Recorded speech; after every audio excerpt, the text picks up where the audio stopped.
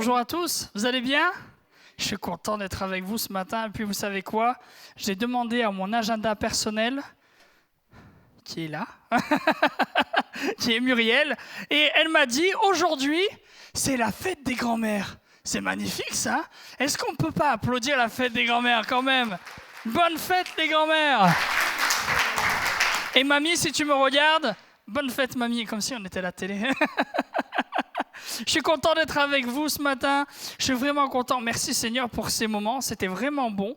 Et je suis content aussi de pouvoir continuer avec vous cette série droite au but qui nous fait du bien. Moi personnellement, j'ai pu apprendre des choses sur moi-même. J'ai pu apprendre des choses sur Dieu. Le fait de savoir si j'étais sur la touche ou sur le terrain, que nous sommes des portiers, que nous sommes libres pour pouvoir libérer, que nous sommes appelés à travailler ensemble, que ça soit bien à l'intérieur comme à l'extérieur de l'Église. Et je trouve ça merveilleux pour tous ces messages.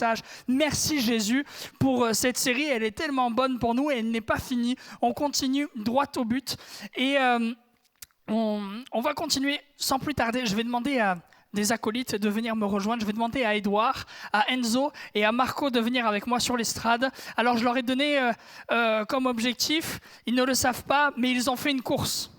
Ils ont fait une course ce matin et on peut les applaudir bien sûr. Et donc, théoriquement, dans une course, il y a toujours un premier, un deuxième et un troisième. Mais là, ce qui est magnifique, c'est que dans cette course-là, ils sont tous les trois arrivés premiers. C'est pas magnifique, on peut encore les applaudir. Et donc, voici vos médailles. Vous avez gagné, vous avez tous les trois remporté le but. Vous êtes allés droit au but. Vous êtes arrivés tous les trois premiers. Merci Seigneur, on peut les applaudir. Vous pouvez aller vous asseoir. Allez-y. N'oubliez pas de me rendre les médailles, s'il vous plaît.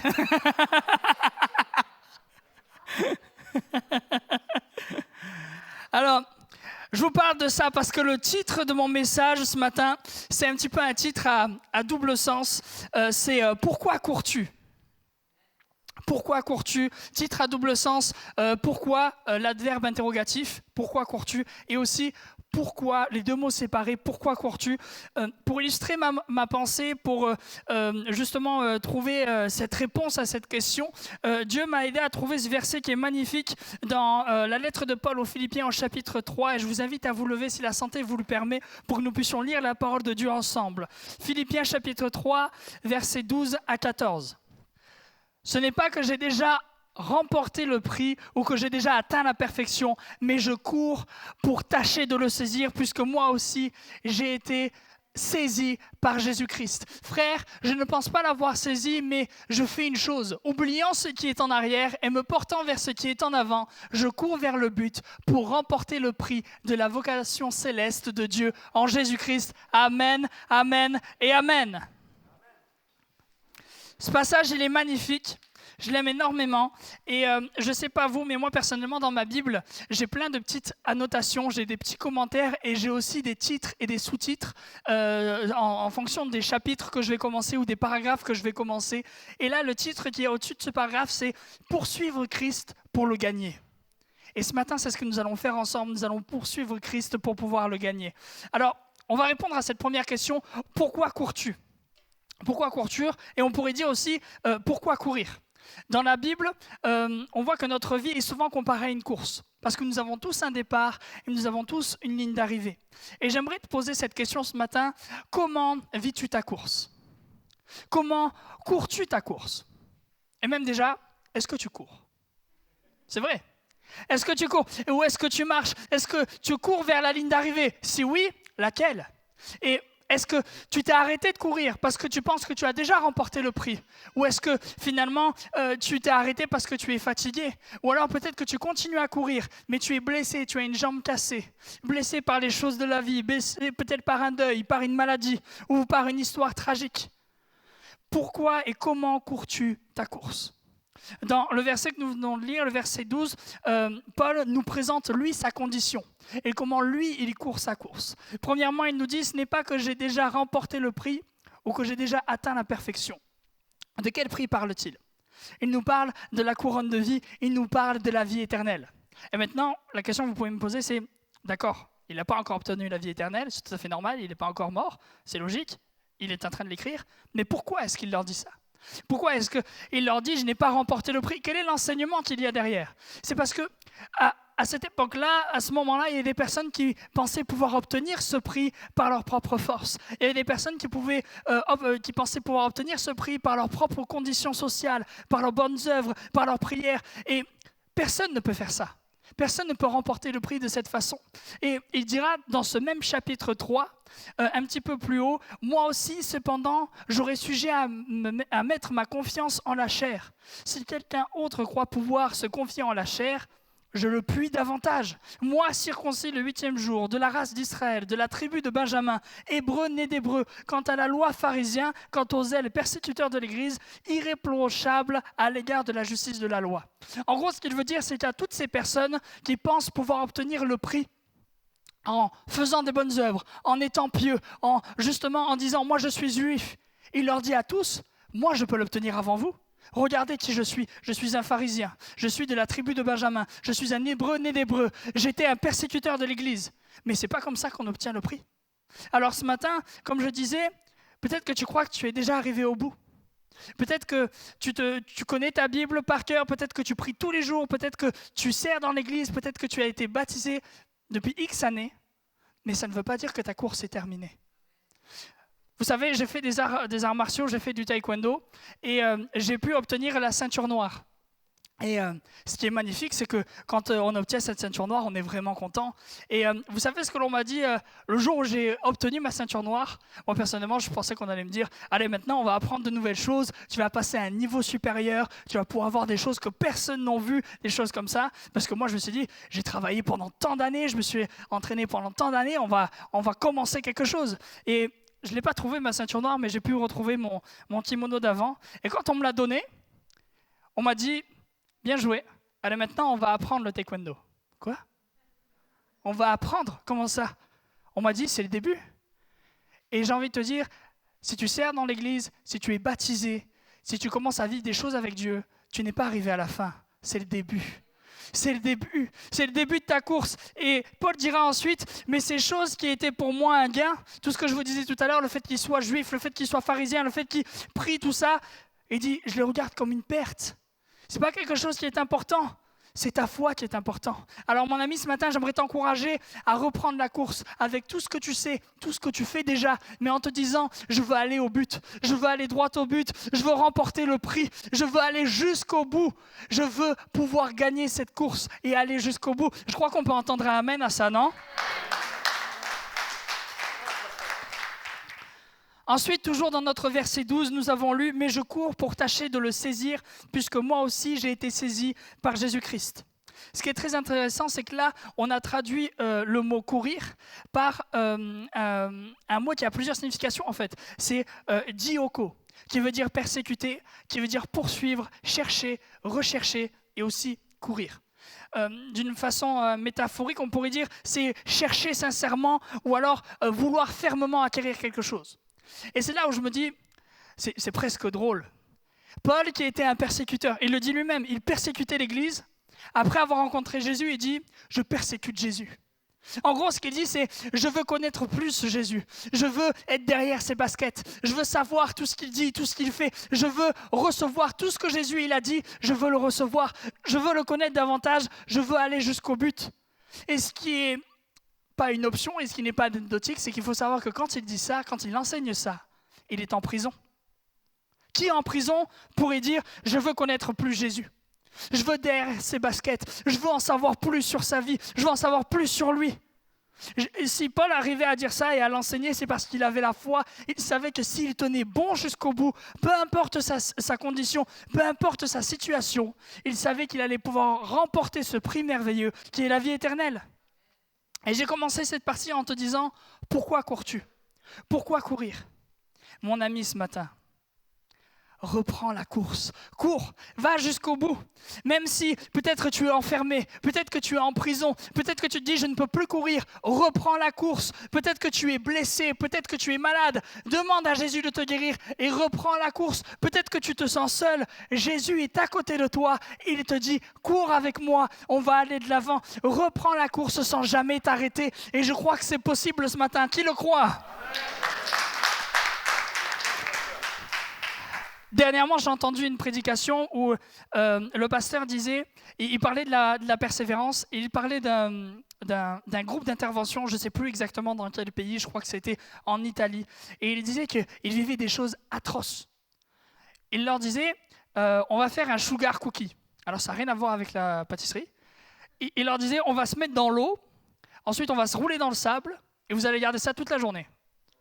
Waouh! Enfin, je ne sais pas si vous avez déjà ramené un petit peu du sable avec vous de la plage, ça gratte un petit peu, quoi. Et eux, ils devaient garder ça toute la journée sur eux, ils devaient être insultés, complètement rabaissés. Et ce qui est intéressant, c'est qu'au milieu de ce camp, il y a une cloche. Et cette cloche, elle est là pour que dès qu'un candidat, il n'en peut plus, il sonne la cloche. Et peut-être que toi, actuellement, tu as le diable, il vient te voir et te dit, sonne cette cloche. Pourquoi tu cours? À quoi bon courir? Tu n'es qu'un moins que rien. Ça ne sert à rien de continuer à avancer. Tu ne vas pas arriver jusqu'au bout. Regarde comme c'est loin.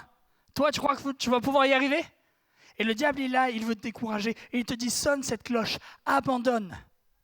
Et vous savez, il y a un candidat un jour qui est allé voir un instructeur et qui lui a dit, je sais que j'ai eu des bons résultats. J'ai eu des bons résultats au niveau physique, j'ai eu des bons résultats au niveau psychologique et au niveau intellectuel. Mais j'ai abandonné. Comment on fait pour réussir? Et il lui a dit, ne pas abandonner. Et j'ai envie de te dire la même chose. N'abandonne pas, va jusqu'au bout. Ne sonne pas la cloche. Jésus est avec toi et tu peux courir jusqu'au bout et tu en remporteras un prix tellement grand. Si aujourd'hui tu entends le diable qui te dit toutes ces choses, dis-toi à l'intérieur, je ne cours pas pour rien. Je cours pour obtenir le prix le plus grand et le plus merveilleux qui est la vie éternelle. C'est pour ça que tu cours. Tu sais, on voit souvent Paul faire des allusions aux jeux sportifs de l'Antiquité. Il y a ce verset dans 1 Corinthiens chapitre 9 qui nous dit « Tous ceux qui combattent s'imposent toute espèce d'abstinence et ils le font pour obtenir une couronne corruptible, mais nous faisons-le pour une couronne incorruptible. » Et en fait, cette couronne corruptible, c'est la récompense physique que les combattants et les coureurs de l'époque ils pouvaient avoir. Vous savez en quoi elle était faite ? Moi, personnellement, je m'attendais à avoir une couronne en or, avec des bijoux, quelque chose de massif, en métal, quelque chose de beau, quelque chose qui dure dans le temps. Et en laurier ou en branche d'olivier, c'était des couronnes de feuillage. Il n'y a pas plus corruptible que le feuillage. En 2 jours, tu n'as plus de couronne. Waouh, super, elle est fanée la couronne. Mais nous courons pour une couronne incorruptible, une couronne qui ne se fane pas dans le temps, une couronne éternelle, quelque chose de merveilleux, une couronne qui est même plus belle que la couronne de la reine d'Angleterre. Et c'est quelque chose de merveilleux. Et je crois que chacun d'entre nous, nous pouvons obtenir cette couronne, nous pouvons obtenir la vie éternelle. Il faut que tu cours jusqu'au bout et que tu ne t'arrêtes pas. Peu importe ce que le diable te dira, peu importe ce que les gens te diront à côté, cours jusqu'au bout et ne t'arrête pas. Jésus est avec toi. Ensuite, ah ben oui, du coup, je vous l'avais montré. Elle est là. Pourquoi cours-tu? On pourrait dire aussi, vers quoi cours-tu? Si notre vie est une course, alors nous avons forcément un but ou alors une ligne d'arrivée. Et toi, vers quelle ligne d'arrivée cours-tu? Vers quoi cours-tu? Est-ce que tu cours après l'argent? Est-ce que tu cours après la reconnaissance, après le temps, après l'amour, après le bonheur, le silence ou le repos? On a le verset 13 que nous avons lu qui nous disait « Frère, je ne pense pas l'avoir saisi, mais je fais une chose, oubliant ce qui est en arrière et me portant vers ce qui est en avant. » Paul dit « Me portant vers ce qui est en avant ». Qu'est-ce qui est devant toi? C'est quoi qui te captive le plus en ce moment? À quoi est-ce que tu as donné le plus d'importance? Qu'est-ce qui est devant toi? Qu'est-ce qui est devant tes yeux? C'est quoi que tes yeux fixent actuellement? Qu'est-ce qui est le plus important? Quand j'ai appris la conduite, on m'a premièrement appris à utiliser le volant avant les pédales. Et pour bien utiliser son volant, pour bien conduire sa voiture, on m'a toujours dit, là où tes yeux se fixent, c'est là où ira ta voiture. Là où tes yeux se fixent, c'est là où tu iras ta voiture. Et j'ai envie de te dire, c'est exactement la même chose dans la vie. Là où tes pensées sont fixées, là où tes regards sont fixés, là où ton cœur est fixé, c'est là où tu donnes la direction de ta course. Et c'est là où tu donnes la direction aussi de ta ligne d'arrivée. La Bible nous dit dans Matthieu chapitre 6, verset 21, « Car là où est ton trésor, là aussi sera ton cœur. » Quel est ton trésor ce matin? C'est quoi ton trésor? C'est quoi que tu chéris le plus? Est-ce que c'est ton argent? Est-ce que c'est une relation amoureuse? Est-ce que c'est ton corps que tu vas nourrir à outrance ou alors que tu vas vouloir sculpter à outrance? Est-ce que c'est ton travail? C'est quoi que tu chéris le plus? Et dernièrement, je disais à la jeunesse de l'Église, toujours dans Matthieu chapitre 6, cherchez premièrement le royaume de Dieu et la justice, et toutes ces choses vous seront données par-dessus. Si tu focuses premièrement sur Jésus, si d'abord tu cherches sa face, si d'abord tu cherches Jésus dans tout ce que tu vas entreprendre, lui, il va te donner bien plus que ce que tu attends. Lui, il va te donner bien plus que ce que toi tu recherches, bien plus que ce que toi tu cherches en premier. Si d'abord tu cherches Jésus, il te donnera au-delà. Il te donnera tellement plus. Je leur disais ça, notamment pour les relations amoureuses. Et je leur disais que si par exemple un jeune homme ou une jeune fille va tomber amoureux d'une personne qui est mariée, ça ne sert à rien qu'il pose la question à Dieu. Parce que j'ai envie de dire, la Bible donne des règles qui sont très claires et Dieu ne sera pas d'accord avec ça. Mais du coup, il va se dire, finalement, mes pensées ne sont pas forcément fixées que sur Dieu. Alors je vais me recentrer sur Jésus. Et là, Dieu va te donner au-delà. Il va te donner au-delà de ce que tu espérais avant. Il va te donner au-delà de ce que tu recherchais avant. Et en plus, une personne qui ne sera pas mariée, une personne qui sera pour toi. La Bible dit, fais de l'Éternel tes délices et il te donnera ce que ton cœur désire. Il te donnera tout ce que tu désires. Tu sais, en faisant ce message, je réfléchissais sur cette phrase que l'on dit souvent dans notre monde chrétien, il faut suivre Jésus. On dit souvent ça, il faut suivre Jésus. Mais qu'est-ce que ça veut dire vraiment ? Il faut suivre Jésus. Et je me suis un petit peu imagé ça en me disant, quand on fait de la randonnée. Quand on fait de la randonnée et qu'on est tout seul et qu'on est face à un obstacle, des fois on peut se prendre l'obstacle un petit peu bêtement, on va dire. Mais si on a une personne qui est devant nous, par exemple, Nico, viens avec moi. On a Nico qui va prendre l'obstacle devant moi et qui va l'esquiver, qui va peut-être passer par-dessus. Il va faire en sorte... Et là, je me dis... Si lui, il a réussi à passer l'obstacle, il m'a montré comment passer par-dessus. Alors, moi aussi, je peux. Merci beaucoup.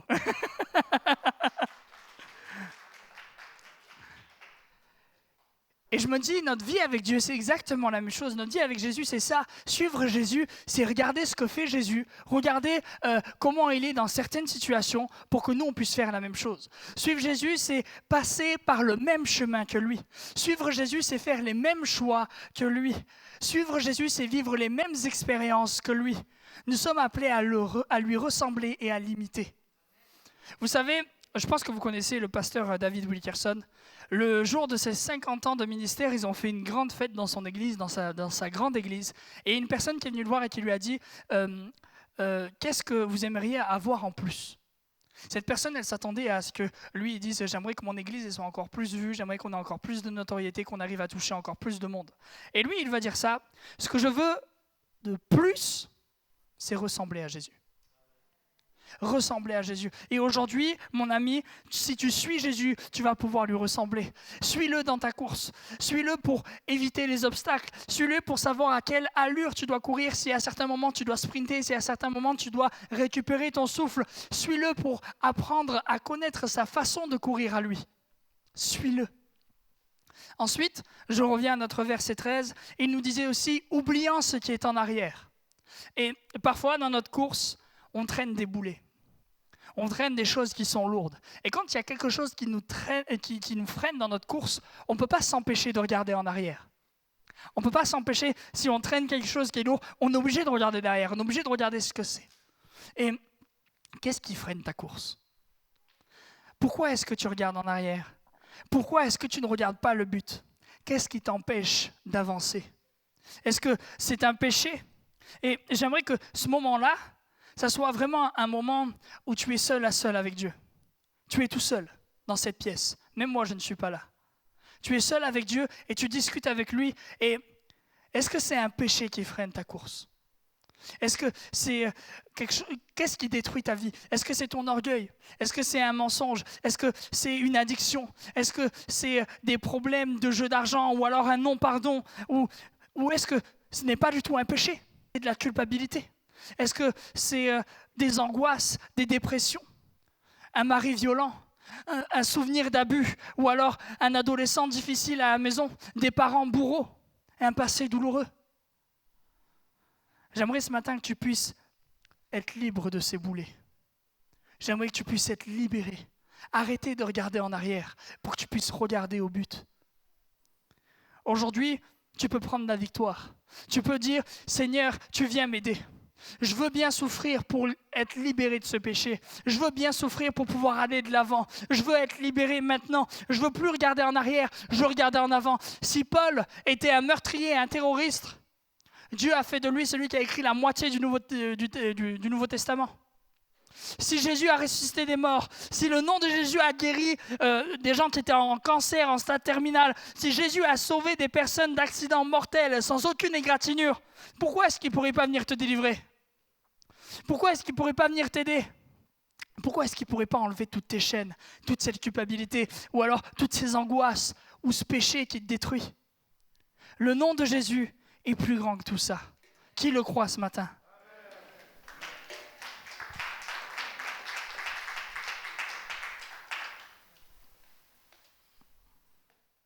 Je vais demander aux musiciens de revenir, s'il vous plaît.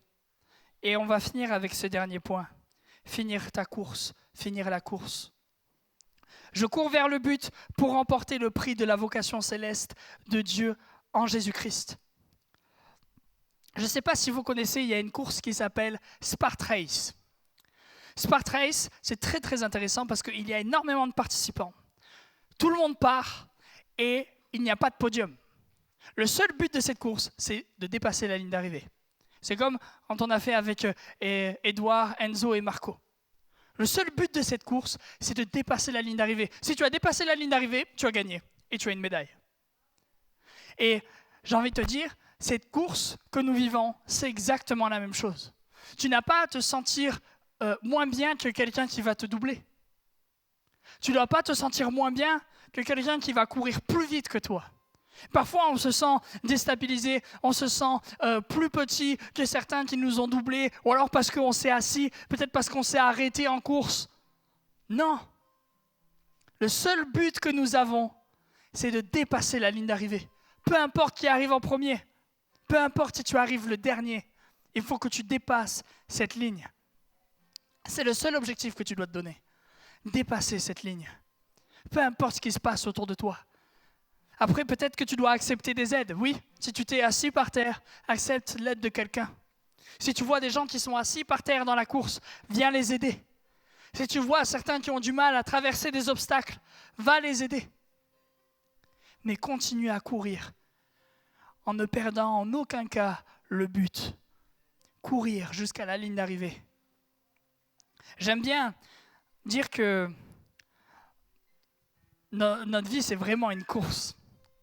Au début, quand on n'a pas rencontré Jésus, on court, sans vraiment savoir où on va. Et puis un jour, on rencontre Jésus, on se fait baptiser et on a un dossard. Vous savez, ils ont tous un dossard. Et là, il y a marqué « Enfant de Dieu ». Et là, ça y est, on commence une nouvelle course, on nous donne un nouvel itinéraire, on nous donne un nouvel objectif, c'est la vie éternelle. On va courir jusqu'au bout, on va essayer de remporter ça. Alors on va courir et on va rencontrer des embûches. Alors on va essayer de les traverser, on va essayer de sauter par-dessus des obstacles, on va essayer de les contourner. Et ce qui est magnifique, c'est qu'on a à côté de nous un coach. On a à côté de nous un coach spécifique, personnel. Vous savez, c'est les grands sportifs qui ont ça. J'avais vu ça avec l'équipe de foot féminine de France. Et il y a une personne qui s'occupe individuellement de toutes les joueuses. Et il va seulement s'appuyer sur les points positifs pour qu'ensuite, en groupe, elles soient meilleures. Et Jésus, il fait exactement la même chose avec nous. Individuellement, dans notre course, il vient nous voir, il va appuyer sur ce que tu sais faire de mieux. Il va essayer de t'élever encore plus. Il va essayer de faire en sorte que tes dons ils soient meilleurs. Et il est à côté de toi et il t'aide. Et il te dit comment faire. Et un jour, il va te donner une bouteille d'eau. Cette bouteille d'eau, c'est le Saint-Esprit. Et un jour, il va te donner cette bouteille d'eau, il va te dire, tiens, tu vas en avoir besoin, ça va te rafraîchir, ça va te faire du bien, tu vas pouvoir courir encore plus vite, tu vas pouvoir comprendre de nouvelles choses. Cette bouteille d'eau, elle va te faire du bien. Notre vie spirituelle, elle est comme ça. Ne t'arrête jamais. J'aimerais que nous puissions nous lever, que nous puissions fermer les yeux et que tu puisses te dire où je suis dans ma course. Qu'est-ce que je fais là actuellement? Est-ce que je suis à l'arrêt? Est-ce que je suis en train de marcher? Est-ce que je suis blessé? Est-ce que je regarde en arrière ou est-ce que je regarde devant? Et si je regarde devant, est-ce que je regarde au bon endroit? J'aimerais que nous puissions vraiment fermer les yeux, s'il vous plaît, et qu'on puisse respecter ce moment, qu'on puisse respecter le moment de chacun. C'est un moment individuel avec Dieu que nous avons ce matin. Quelle est ta place dans cette course? Qu'est-ce que tu fais? Continue de courir. Et si tu veux courir maintenant, si tu veux reprendre cette course, si tu veux reprendre le bon but, la bonne ligne d'arrivée, je t'invite à lever ta main à ta place. Si tu es assis actuellement, si justement tu ne fais que marcher, je t'invite à lever ta main à ta place. Si tu en as marre de ton boulet, et si tu veux être libéré de ton boulet, tu veux être libéré de tes chaînes, libéré de ton péché, tu lèves ta main à ta place. Si tu veux être libéré de toutes ces choses qui t'empêchent de pouvoir avancer, qui ne sont pas des péchés, qui sont les angoisses, la peur ou des violences, lève ta main à ta place, tu vas pouvoir courir de nouveau, courir droit au but. Seigneur, je veux te prier pour ces personnes qui ont levé leurs mains, que tu puisses les bénir, Jésus, que tu puisses toucher leur vie, qu'ils puissent courir, Seigneur. Seigneur, que tu puisses leur donner cette bouteille d'eau, qu'ils puissent recevoir le Saint-Esprit, qu'ils puissent te voir comme ce coach. Au nom de Jésus, tu viens et tu les aides à avancer. Tu détruis les chaînes de ceux qui ont des chaînes. Tu relèves celui qui est en train d'être assis. Tu fais courir celui qui marche. Au nom de Jésus, tu viens et tu bénis. J'aimerais que nous puissions continuer à fermer les yeux et j'aimerais proposer à ceux qui souhaitent recevoir une prière particulière de venir sur le devant. Tu viens sur le devant et on va prier pour toi, pour quelque chose de particulier. Peut-être que justement, tu t'es arrêté de marcher, de courir et tu marches et tu as envie qu'on prie pour toi. Viens sur le devant. Tu peux t'avancer. On va prier pour toi. Viens sur le devant pour être libéré de tes chaînes. Viens sur le devant pour pouvoir courir à nouveau. Et on va prier pour toi. Commence à t'avancer. Ne regarde pas à droite ou à gauche. On est dans un moment où on est seul avec Dieu. Viens sur le devant, on va prier pour toi.